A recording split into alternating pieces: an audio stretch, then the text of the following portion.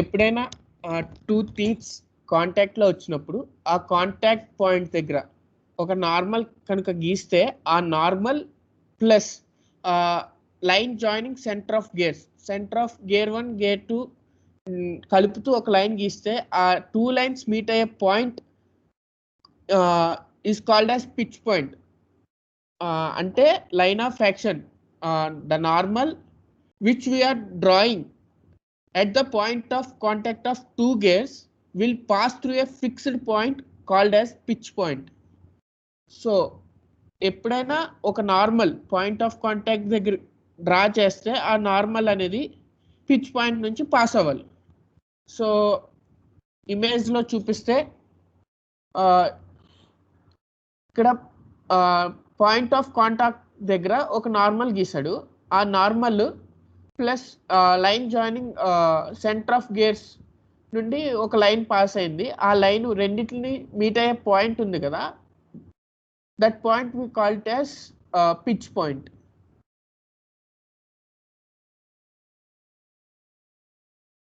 So law of gearing ఏం చెప్పుద్దంటే, first point చూసినట్లయితే line of action must always passed through a fixed point on the line joining the centres of rotation.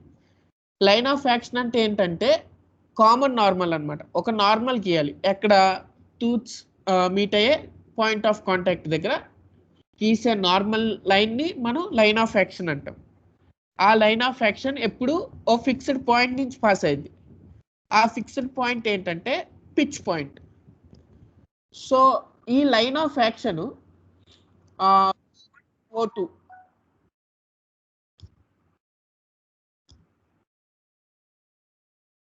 So O1 O2 నుంచి ఒక line ఉంది. ఆ లైన్కి perpendicular line ఉంటుంది కదా, O1 O2కి పర్పెండిక్యులర్ లైన్ ఉంటుంది కదా, దాని యొక్క పర్పెండిక్యులర్ లైన్తో ఈ లైన్ ఆఫ్ యాక్షన్ చేసే యాంగిల్ ఏంటంటే ప్రెజర్ యాంగిల్ అంటాం మనం. ప్రెజర్ యాంగిల్ అంటాం. సో ఈ లా ఆఫ్ గేరింగ్ అనేది మనం ఏ గేర్ డిజైన్ చేసినా సాటిస్ఫై అవ్వాలి.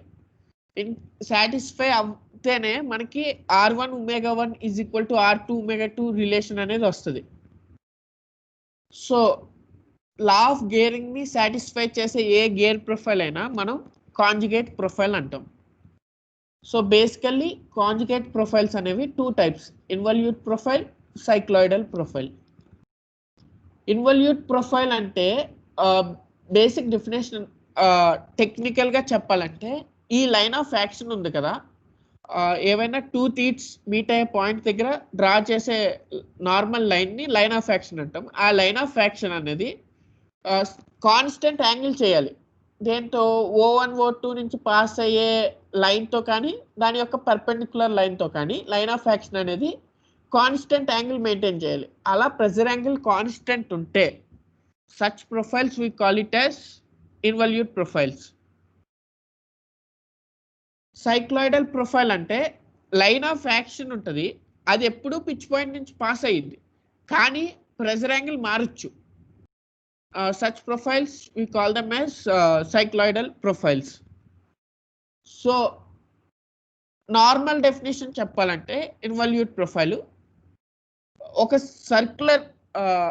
ఒక సర్కిల్ని ఫిక్స్ చేసి దాని మీద ఒక స్టిక్ రోల్ చేసినట్లయితే ఆ స్టిక్ మీద ఒక ఫిక్స్డ్ పాయింట్ తీసుకోండి. ఆ ఫిక్స్డ్ పాయింట్ ఆ స్టిక్ని సర్కిల్ మీద రోల్ చేస్తున్నప్పుడు ఆ ఫిక్స్డ్ పాయింట్ కూడా మూవ్ అయ్యింది కదా, ఆ మూవ్ అయ్యే పాయింట్స్ అన్నిటిని కలిపితే వచ్చే ప్రొఫైల్ ఇన్వల్యూట్ ప్రొఫైల్ అంటాం. సైక్లాయిడల్ ప్రొఫైల్ అంటే ఫిక్స్డ్ లైన్ మీద ఒక సర్కిల్ని రోల్ చేస్తున్నాం, సర్కిల్ మీద ఒక ఫిక్స్డ్ పాయింట్ తీసుకోండి, సర్కిల్ రోల్ అవుతున్నప్పుడు ఆ ఫిక్స్డ్ పాయింట్ ట్రేస్ అయ్యే పాత్ని మనం సైక్లాయిడల్ ప్రొఫైల్ అంటాం.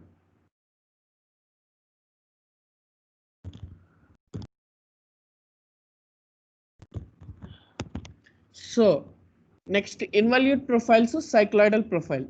టెక్నికల్గా చెప్పాలంటే ఎప్పుడైనా రెండు టీత్స్ కలిస్తే ఆ టీత్స్ కలిసే పాయింట్ ఆఫ్ కాంటాక్ట్ దగ్గర డ్రా చేసే normal line point of pitch point నుంచి పాస్ అవుతూ మనకి ప్రెజర్ యాంగిల్ ఎప్పుడు సేమ్ ఉంటాయి. Such profiles involute profiles. Cycloidal profile అంటే లా ఆఫ్ గేరింగ్ సాటిస్ఫై చేస్తుంది, బట్ ప్రెజర్ యాంగిల్ అనేది కాన్స్టెంట్లీ చేంజ్ అవుతూ ఉంటుంది అనమాట, మారుతూ ఉంటుంది. సో గేర్ సిస్టమ్, అసలు మనం గేర్ సిస్టమ్ని ఎందుకు యూజ్ చేయాలి? గేర్ సిస్టమ్ని ఎందుకు యూజ్ చేస్తామంటే, gear system positively driven system అనమాట. అంటే నువ్వు సర్టెన్ ఇన్పుట్ ఇచ్చావంటే ఇన్పుట్ గేర్కి అవుట్పుట్ గేర్ నుంచి ఎప్పుడు సేమ్ ఆర్పిఎం వస్తుంది. ఎందుకంటే ఇన్పుట్ ఆర్పిఎం అవుట్పుట్ ఆర్పిఎం అనేవి ఓన్లీ వాటి యొక్క డయామీటర్స్ మీద డిపెండ్ అయ్యిద్ది అనమాట relation. So R1 ω1 is equal to R2 ω2. R1 R2 are the radius of input gear and the output gear. ω1 ω2 are the RPMs of the input gear and output gear. So R1 ω1 is equal to R2 ω2.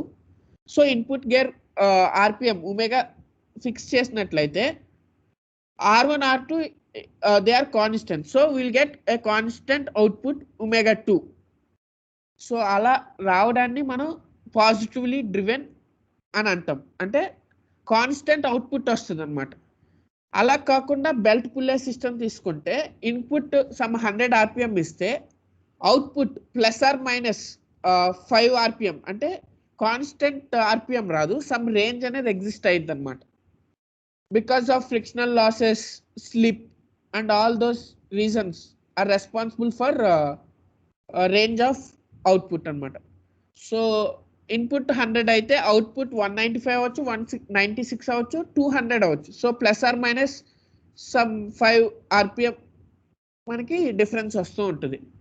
So always constant రాదు belt pulley system.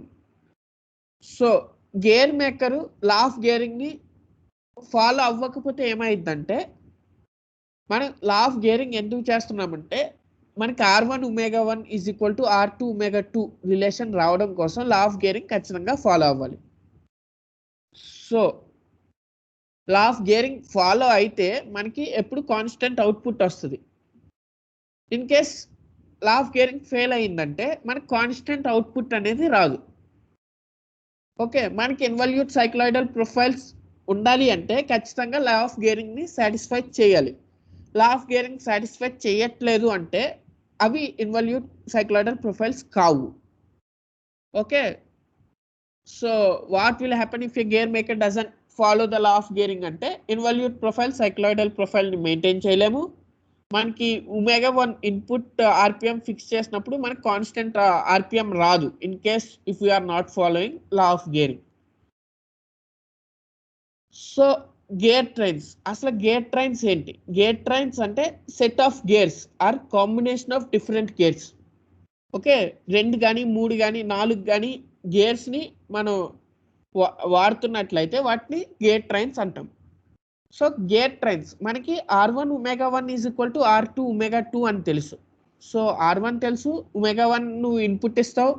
So R2 vary చేస్తే నీకు ω2 కూడా vary అయ్యిద్ది. అలాంటప్పుడు ఎప్పుడు కూడా 2 గేర్స్తో solve చేసేయచ్చు కదా.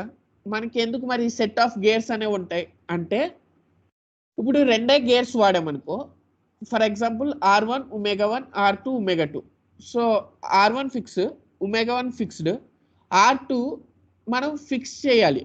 ఎలా అంటే ω2 రిక్వైర్డ్ వచ్చేదట్టు. ఇన్ కేస్ R2 ఎక్కువ కావాలనుకో, ఇన్ దట్ కేస్ ఏమైందంటే, నార్మల్ ఎగ్జాంపుల్ చెప్తా. ఒక బుల్డోజర్ వెళ్ళి ఒక చిన్న బక్కగా ఉన్న పీనుగుని గుద్దితే ఎక్కువ దెబ్బ తగులుద్ది. సమ్ 100 మీటర్/సెకండ్తో మూవ్ అయ్యి గుద్దాడు అనుకోండి, ఎక్కువ దెబ్బ తగులుద్ది. ఇన్ కేస్ స్మాల్ గేర్ వెళ్ళి తగిలితే అంత దెబ్బ అనిపించదు. సిమిలర్లీ సో రేడియస్ R2 కనుక ఎక్కువ అయిపోతుంటే ఏమవుతుంది, ఇంకో స్మాల్ గేర్ ఇన్పుట్ గేర్ మీద ఎక్కువ లోడ్ అనేది పడి ఆ స్మాల్ గేర్ టీత్ అనేది బ్రేక్ అవ్వచ్చు. సో అందువల్ల 2 గేర్స్ కాకుండా సెట్ ఆఫ్ గేర్స్ వాడతాం. ఇంకో రీజన్ ఏంటంటే R2 పెరిగిపోతుంది అనుకోండి, దాని యొక్క మ్యానుఫ్యాక్చరింగ్ కాస్ట్ కూడా ఇంక్రీజ్ అయ్యింది. సో అందువల్ల మనం సెట్ ఆఫ్ గేర్స్ అనేవి ప్రిఫర్ చేస్తాం.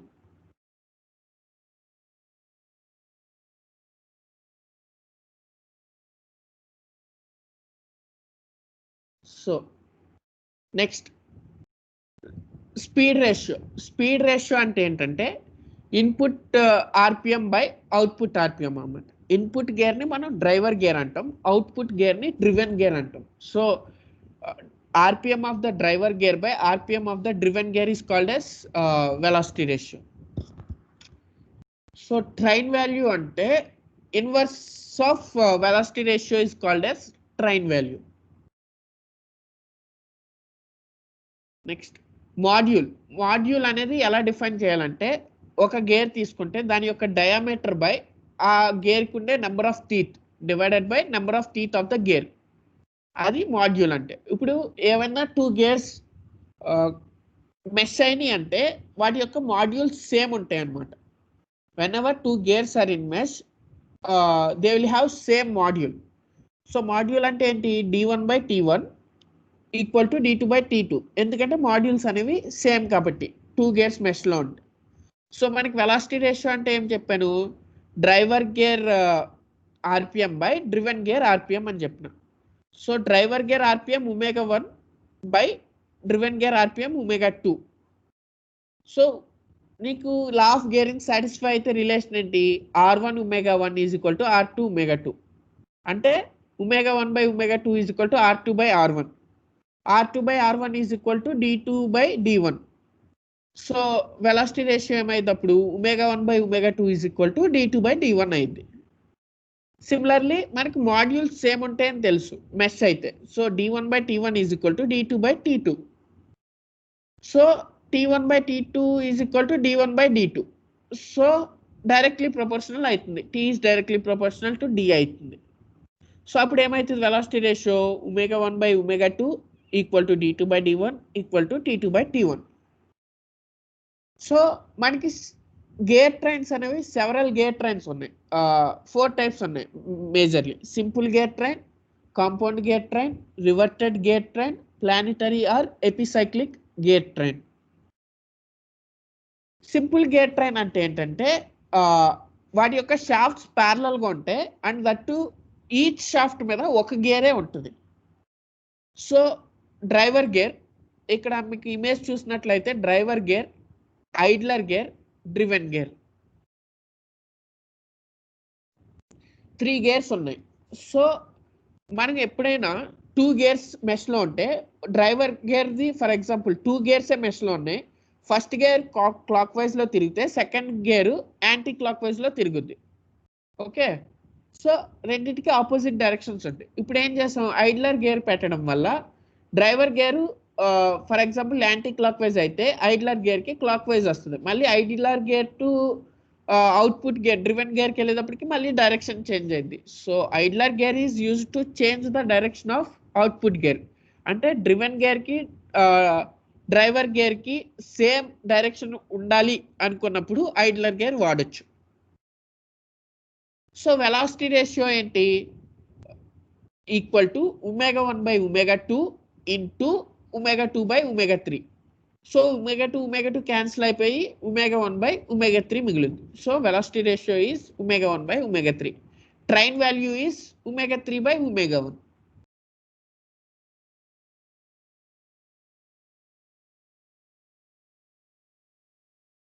నెక్స్ట్ కాంపౌండ్ గేర్ ట్రైన్కి వస్తే, కాంపౌండ్ గేర్ ట్రైన్ ఏంటంటే షాఫ్ట్స్ ప్యారలల్గా ఉన్నాయి కానీ ఈచ్ షాఫ్ట్ మీద తీసుకున్నట్లయితే 2 or 3 గేర్స్ ఉంటాయి అన్నమాట. Such type of gear train is called compound gear train. Generally gear బాక్స్లో కట్ట చూస్తే మనం కాంపౌండ్ గేర్ ట్రైన్ని చూడొచ్చు అన్నమాట. సో కాంపౌండ్ గేర్ ట్రైన్లో ఏమైందంటే ఫస్ట్ ఫర్ ఎగ్జాంపుల్ 1 అనేది ఇన్పుట్ గేర్ అయితే 1 సమ్ ఆర్పిఎం వస్తుంది, ఆ RPM of gear 1 is equal to shaft 1 RPM కాబట్టి 1 or 2 are mounted on same shaft కాబట్టి 1కి ఎంత ఆర్పిఎం ఉంటుందో 2కి కూడా అంతే ఆర్పిఎం ఉంటుంది. సో ఇప్పుడు 2 వెళ్ళి 3 కనెక్ట్ అయింది. ఇప్పుడు 2 based on diameter of 2 third గేర్కి లైక్ అవుట్పుట్ గేర్కి ఆర్పిఎం అనేది వస్తుంది. సో వెలాసిటీ రేషియో ఏమైంది, ఇక్కడ ఇన్పుట్ గేర్ వచ్చి ω1 కానీ అవుట్పుట్ గేర్ వచ్చి ω3. సో ω1/ω3 అనేది వెలాసిటీ రేషియో. ఎలా కడతాము, ω1 ω2 సేమ్ కాబట్టి ω2/ω3 కూడా అనొచ్చు. ఫర్ ఎగ్జాంపుల్ ఇంకొక బెస్ట్ ఎగ్జాంపుల్ ఇస్తాను instead of this one. First gear వెళ్ళి సెకండ్ గేర్ని ఇక టచ్ అవుతుంది. So input gear ω1, output gear ω2. So ω1/ω2 ఇప్పుడు 2కి 3కి సేమ్ ఆర్పిఎం ఉంటుంది కాబట్టి ω3 అన్న అనొచ్చు, ω2 అన్న అనొచ్చు. సో 3 4కి వెళ్తుంది కాబట్టి ω1/ω2 ఇంటూ ఇక్కడ 3 ఇన్పుట్ గేర్ అవుతుంది, 4 అవుట్పుట్ గేర్ అవుతుంది. So into ω3/ω4. అగైన్ ω4 ω5 సేమ్ కానీ ω5 ఇన్పుట్ గేర్ అవుతుంది దేనికి, 6th గేర్కి. సో ω5/ω6. సో వెలాసిటీ రేషియో ఏమైంది, ω1/ω2 ఇంటూ ω3/ω4 ఇంటూ ω5/ω6. మనకి ఏం తెలుసు, omega is inversely proportional to diameter. ఎందుకంటే R1 ω1 R2 ω2 కదా. సో అప్పుడు ఏమవుతుంది, R2/R1 into R4/R3 into R6/R5 అని కూడా రాయొచ్చు. And radius D1/T1 D2/T2. ఎందుకంటే మెషింగ్ కదా, D is directly proportional to T. So D is directly proportional to T or omega is inversely proportional to number of teeth. అలా అనుకుంటే T2 into T4 into T6/T1 into T3 into T5 velocity ratio అయింది. So reverted gear train అంటే ఏంటంటే, మనం ఏం చెప్పాను, simple gear ట్రైన్లో compound gear ట్రైన్లో షాఫ్ట్స్ ఆర్ ప్యారలల్. కానీ షాఫ్ట్స్ మీద సింగిల్ షాఫ్ట్ మీద సింగిల్ గేర్ ఉంటే సింపుల్ గేర్ ట్రైన్ అవుతుంది. షాఫ్ట్ మీద 2 or 3 గేర్స్ ఉంటే కాంపౌండ్ గేర్ ట్రైన్ అవుతుంది single shaft. Reverted gear train వచ్చేటప్పటికి ఏమైందంటే input shaft output shaft same line అంటే కోయాక్సియల్ అయితే అనమాట. ఇక్కడ చూసినట్లయితే input gear 1 output gear 4. So 1 4 same line మీద వస్తున్నాయి shafts. So I mean the input shaft and output shaft are coaxial అనమాట. సో కోయాక్సియల్ షాఫ్ట్స్ అయితే రివర్టెడ్ గేర్ ట్రైన్ అంటాం. ఇది 2-3 గేర్స్ వచ్చేటప్పటికి ఇంటర్మీడియట్ గేర్స్ అనమాట. సో ఫస్ట్ ఏమవుతుందంటే 1 వెళ్ళి 2తో మెష్ అవుతుంది, 2 3 సేమ్ షాఫ్ట్ మీద ఉంటున్నాయి. సో ω2 = ω3 అండ్ 3 4 వెళ్ళి మళ్ళీ మెష్ అవుతున్నాయి కాబట్టి రిలేషన్ ఏంటి, మెష్ అయితే సేమ్ మాడ్యూల్ ఉంటుంది. So M1 = M2, M3 = M4. So మనం ఐడియల్ కేస్ అస్యూమ్ చేసుకున్నాం, M1 = M2 = M3 = M4 అనుకుంటే ఏమైంది. ఇప్పుడు చూసినట్లయితే ఫిగర్ నుంచి మనకు తెలుస్తుంది R1 + R2 = R3 + R4 అని. సో R1 ఎలా రాసుకోవచ్చు, M1 into T1/2. ఎందుకంటే M = D/T కదా. So D = M into T, R = M into T/2. So M1 T1 plus M2 T2 = M3 T3 plus M4 T4. Module same కాబట్టి అన్ని cancel అయితే so మనకి మిగిలేదు ఏంటి, T1 plus T2 = T3 plus T4. So last type of gear train ఏంటంటే planetary or epicyclic gear train. దీంట్లో ఏముంటుందంటే 3 gears ఉంటాయి అన్నమాట. 3 అని కాదు, మనకి బేసిక్ చెప్పాలంటే యాన్యులర్ గేర్ అనమాట. యాన్యులర్ గేర్ తీసుకుంటే దానికి ఇంటర్నల్ టీత్ ఉంటుంది. మనం ఇప్పుడు దాకా మెషింగ్ చూసినవన్నీ ఎక్స్టర్నల్ టీత్ ఉండేవి. ఎపిసైక్లిక్ గేర్ ట్రైన్లో యాన్యులర్ గేర్కి ఇంటర్నల్ టీత్ ఉంటాయి. సో మధ్యలో గేర్ ఉంది, మధ్యలో ఉన్న గేర్ని సన్ గేర్ అంటాం. మళ్ళీ యాన్యులర్ గేర్కి సన్ గేర్కి మధ్యలో గేర్ మెష్ అయి ఉంది, that gear we called as planetary gear. So మనకి ఫిగర్ నుంచి చూసుకున్నట్లయితే R1 means radius of sun gear plus 2 times of radius of planetary gear is equal to radius of annular gear అనమాట. So R1 + 2R2 = R3. So R is directly proportional to T కదా, ఎందుకంటే mesh అయితే module same ఉంటాయి. So T1 + 2T2 = T3.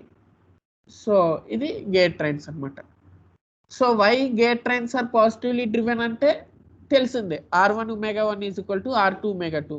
So input fix అయితే output same వస్తుంది. And అందుకు law of gearing satisfy అవడం వల్ల ఇవి పాజిటివ్లీ డ్రివెన్ అయింది అనమాట. నెగిటివ్లీ డ్రివెన్ అంటే ఇన్పుట్ ఉన్నదానికి అవుట్పుట్ ఫిక్స్డ్ అవుట్పుట్ రాదు, సమ్ ±5 RPM ఉంటుంది అనమాట. So this is all about gear drives.